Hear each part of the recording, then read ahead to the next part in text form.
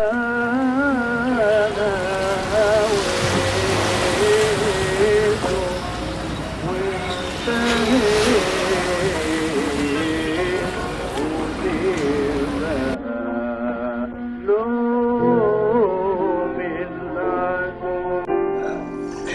صغير يعني اول ما بعيت على وش الدنيا ما كانش فيه غير امي الله يرحمها يعني. وكانت امي طول الوقت بتسعى ان هي تأمن لي مستقبلي وبتشتغل.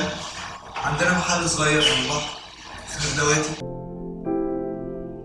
جنب المحل الرصيف اللي بعديه على طول كان مسرح اسماعيل ياسين.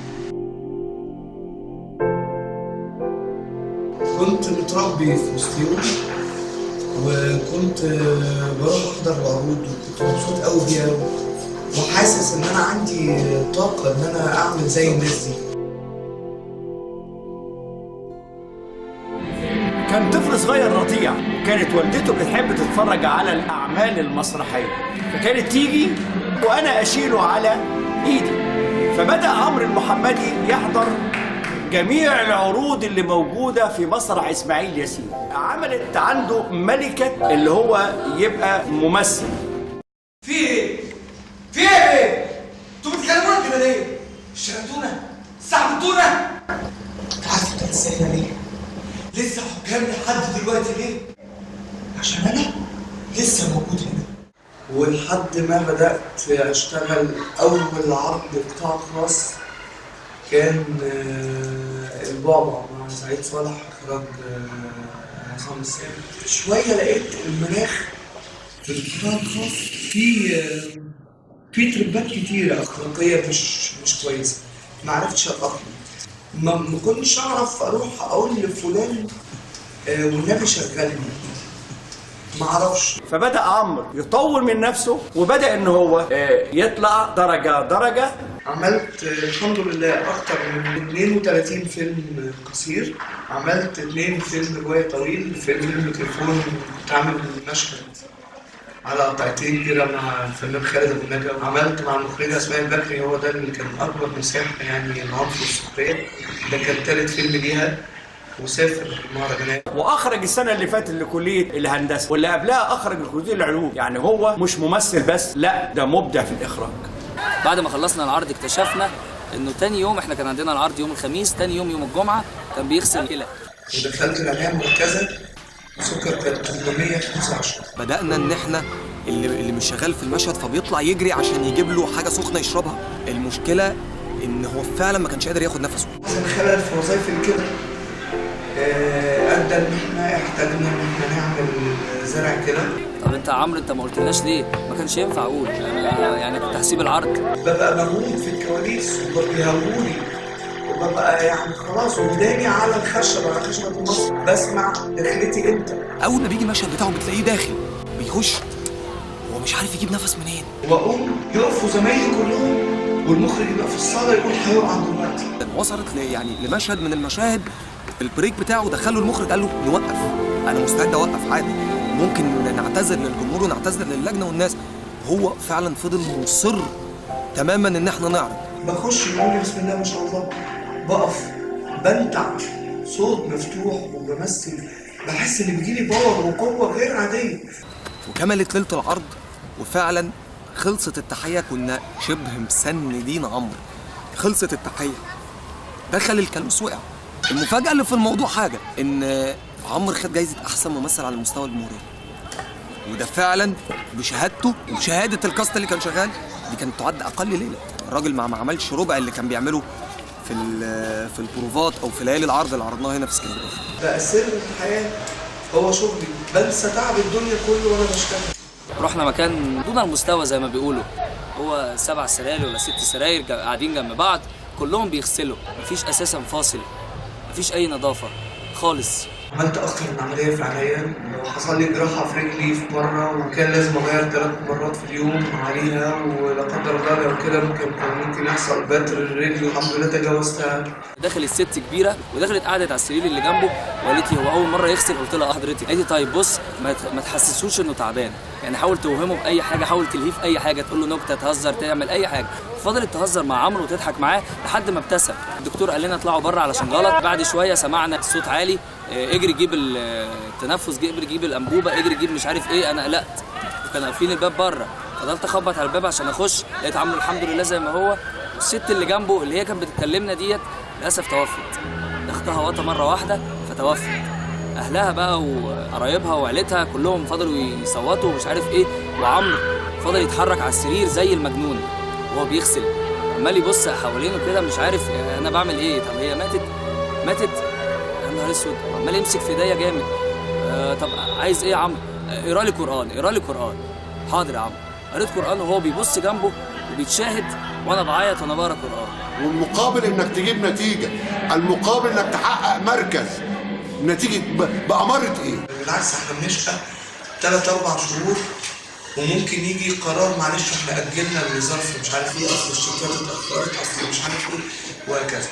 يعني مثلا المكان اللي احنا فيه النهارده ده مكان جاي مجامله، هو نادي اصلا مش مكان مؤهل للبروفات، المفروض حتى تكون قاعه مقفوله علينا، فطبعا ده مش حاصل. احنا بنشتغل في الاوبن اير، فمطلوب من الممثل ان هو يعلي صوته جدا، يستحمل طبعا لو في حد معدي فبيقف فبيبص، فالعوامل الخارجيه اللي حواليه مش مساعده على ده.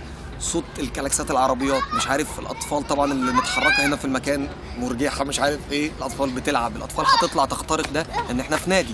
بنجد مثلا ان كل اللي احنا بنتكلم فيه دوت بلا دعايه وبلا اجور تستحق المجهود الذي يبذل.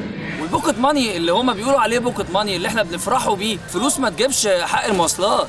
فشوف انت بتصرف على بروفاتك ومواصلاتك واكلك وشربك في الموضوع ده اكتر من اللي انت بتاخده اضعاف مضاعفه، وفي الاخر يقول لك اصل في مشكله في الشيكات فبتيجي متاخره. طب بعد المهرجان فين الفلوس؟ والله الفلوس اتصرفت على المهرجان. زمان كان عندنا في الشرايط الحاجات دي الجوائز كانت بتبقى ماديه. تبص للمحصله الماديه اللي بتدخل لهذا الفنان الموهوب تبص تلاقي ما خدش حاجه، وما تظهرش الفلوس والميزانيه غير عشان المهرجانات. لكن حلقه انسانيه يبصوا اللي ادى عمره كله في المسرح. طيب انا دلوقتي محتاج ان انا اعمل العمليه، الوزاره موقفها مني انا ايه وموقفها من اللي زي ايه؟ بيفنوا عمرهم في الفن وللاسف لا مقابل مادي ولا رعايه صحيه. ده القمع الواقع علينا احنا كفنانين هنا في اسكندريه. يعني اعتقد كده ان بقت الحركه المسرحيه والحركه الفنيه في اسكندريه تلخص تحت جمله واحده: المجهودات الذاتيه. الناس كلها شغاله بالمجهود الذاتي، كل واحد بيشتغل بطاقته اللي بيقدر يعمله. يعني انا كنت باخد من والدي بنجيبه مثلا اي حاجه، صاحبي كان بياخد مش عارف من مين، بيجيب له دواء، بيجيب له الاكل. بقعد اتساءل، طب انا هفضل طول الوقت في اسكندريه لحد ما يجي مخرج يتعطف عليك ويبص لك بصه كويسه؟ اللي زينا اللي زي كتير جدا جدا موجودين، طب يعملوا ايه بقى؟ في طاقات حلوه قوي مش في اسكندريه بس، في اقاليم كتيره ومحافظات ياما كتيره جدا. محتاجين حد يدعمنا، يبقى لنا فرع في النقابه، يبقى لنا تامين، يبقى لنا معاش. احنا بنتبهدل بنتمرمط ولا حياه لمن تنادي، زي ما راحوا مننا في حادث بني سويف ناس كتيره جدا. الشهر اللي انا فيه ده 29/12 ده هقفل 35 سنه. وانت زي ما انت ما اتغيرتش، حتى الهدوم اللي عليك من يوم ما عيني انفتحت على الدنيا وهي زي ما هي. مش انا يابا، انا كنت رحت عشت معاها كان زماني دلوقتي بقى لي قيمه وشفت النعيم اللي اتحرمت منه. ليه يابا؟ ليه خدتني منها؟ ليه ضيعت اجمل سنين عمري في وهم اسمه المسرح وبكره احلى؟ ليه؟ تقدر دلوقتي تقول لي الفن والمسرح عملوا لك ايه؟ اصحابك الفنانين والفنانات عملوا لك ايه؟ جماهيرك العريضه هيساعدونا ازاي؟ ها؟ ما تنطق. تقدر دلوقتي تقول لي هنقدر نعيش منين؟ هنعيش ازاي؟ اوعى تقول لي هنعيش في الخرابه دي، انت سامع؟ امي صراحه عايزاني اشتغل وعايزاني اتعرف وبتاع، وفي نفس الوقت ما بتحبنيش ابعد عنها. بقت تقول لي يا ابني رزق هنا رزق هناك، هتروح مصر وتسيبني منين؟ والله يا ماما انا هنا مهما عملت مش هعمل حاجه. مصر يا ماما دي استوديوهات وتلفزيون وكاميرات، وزمايلي اللي كانوا معايا في المدارس موجودين هناك ما شاء الله. طب انا هقعد هنا اعمل ايه؟ ساعديني، ادعي لي، يعني انا عايز اروح وانت راضيه. فين وفين لما وافقت. اخدت كل الشهادات بتاعتي، شهادات كيستين كده كبار بما فيهم شهادات متجوزه، ورايح بيها بقى عشان اوريهم للناس هناك. بصوا انا كويس واخد شهادات واخد اول واخد مركز مش عارف التاني من اصفر ومش عارف واخد ايه، شهادات تقريبا كده. خدت على دماغي بشكل ما توقعتوش. طلع ان كل ده ملوش اي قيمه هناك خالص. ايه ده؟ ايه الشهادات دي؟ الشهادات دي مش محلنا دلوقتي، مش محل اهتمامنا يعني. طب انا حضرتك انا ممثل بعرف امثل. فكك بالكلام ده. اهم حاجه دلوقتي انت تقف تعمل الكاستنج بتاعك.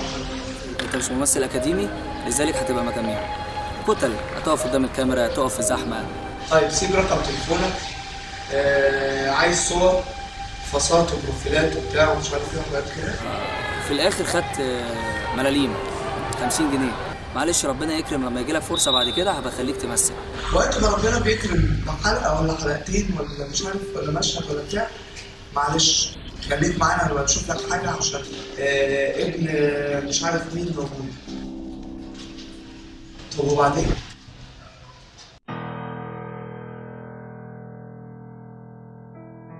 رجعت اسكندريه وانا محبط قوي، وقعدوا يقولوا لي هنا معلش ما هو ده العنف في مصر. طب دي مصيبه. عارف انت ازاي ليه؟ لسه حكام لحد دلوقتي ليه؟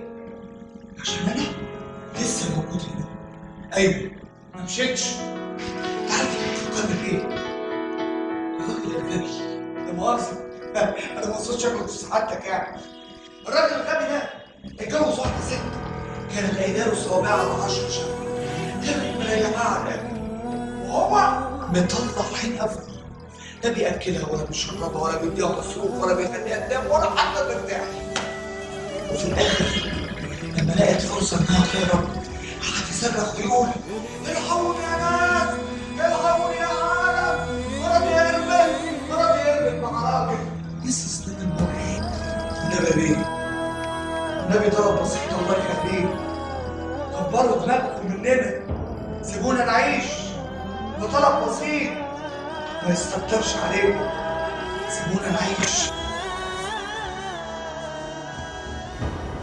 كل اللي انا عايز اقوله في الاخر يعني ارجوكم سيبونا في حالنا.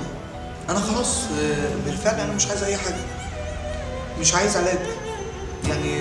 ربنا المستعان. هتعالج عاجلا او اجلا وقت ما ربنا يريد هيكون. هترشحه ابن الاستاذ فلان اهلا وسهلا، هياخد المشهدين الثلاثه اهلا وسهلا.